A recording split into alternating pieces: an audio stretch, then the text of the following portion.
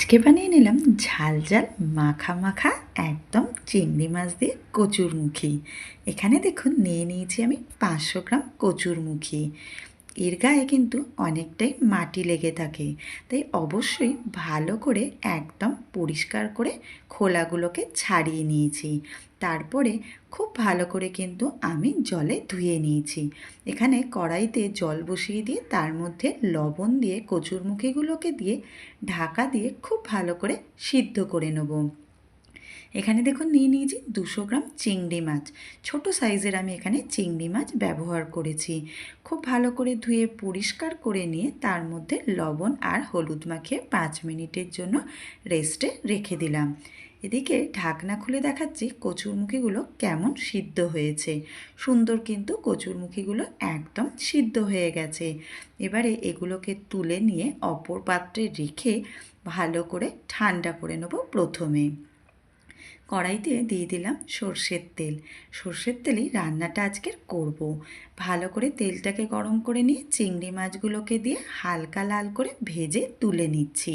খুব বেশি কিন্তু লাল করে চিংড়ি মাছ ভাজার একদমই প্রয়োজন নেই। এখানে সিদ্ধ করে রেখেছিলাম দুটো মিডিয়াম সাইজের আলু, সেগুলোকেও আমি 4 টুকরো করে কেটে নিয়ে লবণ হলুদ দিয়ে হালকা লাল করে ভেজে নিয়েছি। এগুলোও কিন্তু খুব বেশি লাল করে ভাজিনি। এখানে দেখুন কচুরমুখীগুলো খুব ভালো করে ঠান্ডা হয়ে গেছে। এর মধ্যে কিছু মশলা মাখিয়ে নিচ্ছি। হলুদের গুঁড়ো, লঙ্কার গুঁড়ো, জিরে গুঁড়ো, ধনে গুঁড়ো, পরিমাণ মতন লবণ, আদা রসুনের পেস্ট আর 2 চামচ দিয়ে দিচ্ছি কর্নফ্লাওয়ার। খুব ভালো করে মিশিয়ে নেব কচুর মধ্যে, যাতে মশলাগুলো খুব ভালো করে মাখা হয়ে যায়। এবারে তেলের মধ্যে এগুলোকেও হালকা লাল করে ভেজে তুলে নিচ্ছি। 1 মিনিটের মতন আমি ভেজে তুলে নিয়েছি কচুরমুখীগুলোকে। কড়াইতে আরও দিয়ে দিলাম 2 চামচ সর্ষের তেল। ভালো করে গরম করে নিয়ে দিয়ে দিলাম পেঁয়াজ কুচি। পেঁয়াজটাকেও মিডিয়াম লাল করে ভেজে নিয়ে আদা রসুনের পেস্ট, পরিমাণ মতন লবণ, হলুদের গুঁড়ো, ঝাল লঙ্কার গুঁড়ো আর দিয়ে দিলাম টমেটো পেস্ট। এবারে এটাকে খুব ভালো করে কষিয়ে নেব যতক্ষণ না মশলা থেকে তেল ছেড়ে আসছে। মশলাটা দেখুন অনেকটাই কষানো হয়ে গেছে। এর মধ্যে দিয়ে দিলাম ভেজে রাখা চিংড়ি মাছটা। এটাকেও দিয়েও 1 মিনিট ভালো করে কষিয়ে নিয়ে তার মধ্যে দিয়ে দিচ্ছি ভেজে রাখা কচুরমুখীগুলো।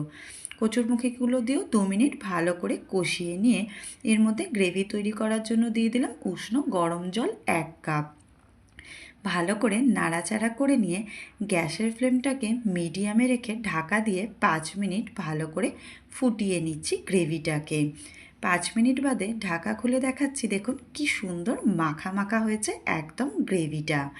এবারে এর মধ্যে দিয়ে দেবো ভেজে রাখা আলুগুলোকে আগে দিইনি, তার কারণ এগুলো যেহেতু সিদ্ধ করা আলুটাকে দিয়েও ভালো করে নাড়াচাড়া করে নিয়ে আবারও ঢাকা দিয়ে বেশিক্ষণ না, মাত্র 2 মিনিট একটু ফুটিয়ে নিচ্ছি।